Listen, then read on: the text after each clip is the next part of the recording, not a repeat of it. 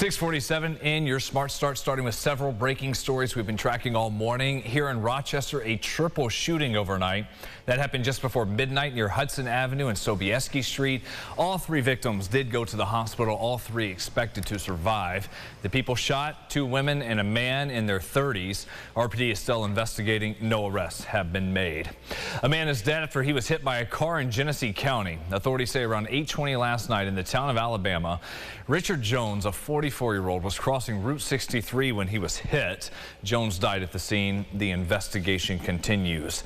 Another breaking scene, a Rochester man found stabbed on Baycliff Drive near Rocket Street. Police say an argument turned physical, and then the 29-year-old was stabbed. He went to the hospital and should survive. There are no suspects in custody for this either. A 2-alarm fire on Monroe Avenue here in Rochester. There were 2 people treated for minor smoke inhalation on scene. The Red Cross has stepped up to help at least 1 tenant displaced. The building had several occupied apartments upstairs, at least 18, and a business on the ground floor. The fire was on the 3rd floor and destroyed 1 apartment. There's also a lot of smoke and heat damage to the common areas for those tenants. There was a police chase early this morning beginning at Garber Automotive on West Henrietta Road. That's where deputies say 2 masked suspects were seen trying to steal vehicles. The suspects then left the business in a car and then the chase started. This all came to a head and ended on Wellington Avenue in the city, where the suspects hit a parked car and ran off. If you have any leads that can help with any of these cases, you're asked to please call 911.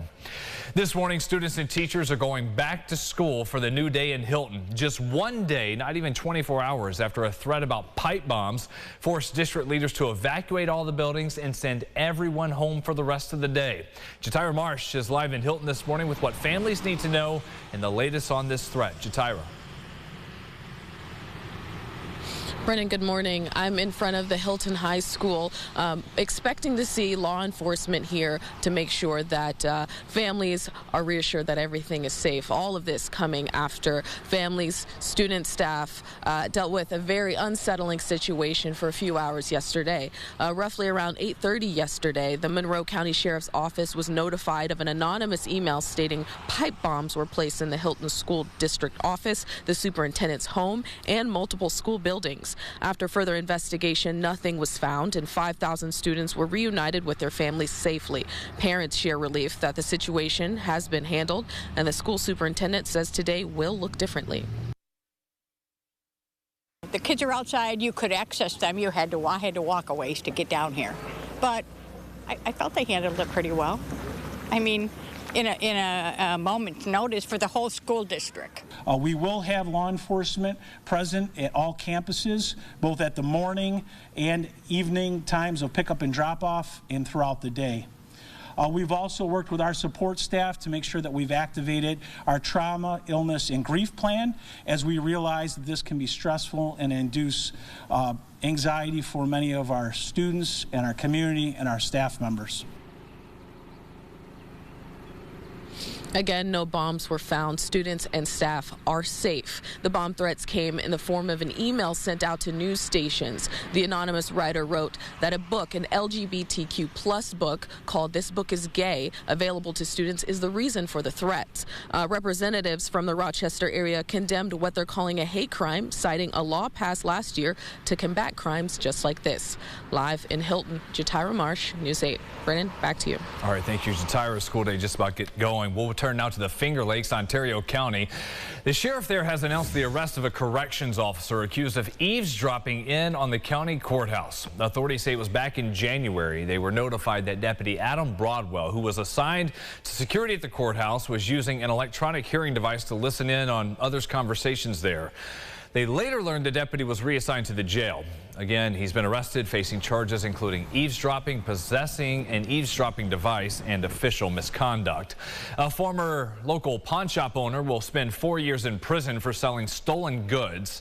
Devin Tribunella, who owned and operated Royal Crown Pawn and Jewelry on Dewey Avenue, pleaded guilty to the charges in the case. Investigators found he routinely had addicts shoplift items from other retail stores. He would then turn those around, those products, list them online, online well below retail price, and he would give the shoplifters a cut of the profit. Tribunella is estimated to have sold more than $3 million of stolen items online. Over the winter and early spring, we've heard some people coming forward with complaints about getting duped into signing contracts this year with snowplow companies, only for them not to show up and do the job. We're told some of these customers paid Hopkins Retouch for a full season of plowing. 2 people have filed official complaints with law enforcement and the state AG's office. RPD confirms as well that this is under investigation. And we also heard from the sheriff's office. You can read more in our coverage at rochesterfirst.com. Let's talk about the weather for today. Because, James, this is not like the first couple of days this week. As we bring in spring, we get the first rain of the spring season. Yeah, rain is around, but the nice caveat with that is that temperatures are in the mid-40s right now. Not bad at all. 45, and that number is a little conservative. We are seeing a few spots that are at 48, 49, a few 50s around, especially in the Finger Lakes.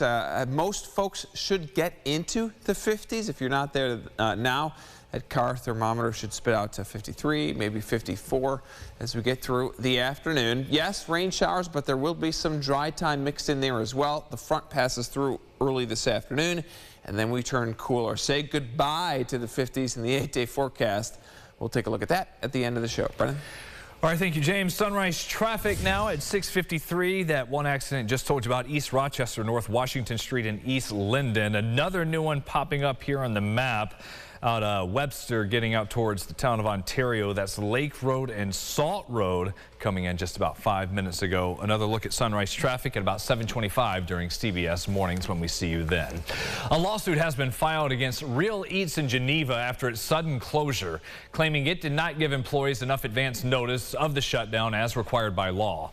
Plaintiff and former staffer Yvonne Winter says they did not get at least 60 days heads up, which is mandated for companies with at least 100 staff members on the books.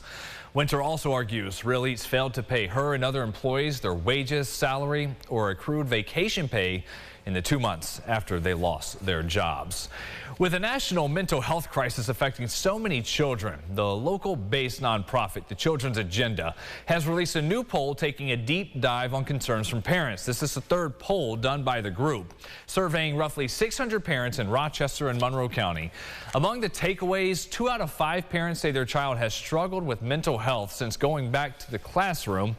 Only 1 out of 4 parents says their child is receiving some form of emotional or mental health counseling. The governor has earmarked $1 billion for mental health initiatives in this year's state budget proposal.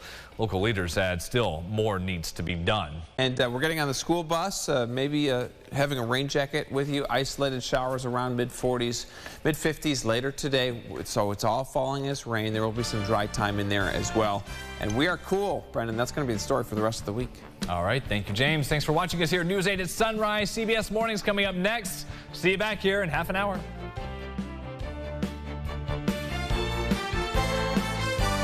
Follow News 8 wherever you are on RochesterFirst.com, Facebook, Twitter, and on our app for news and weather.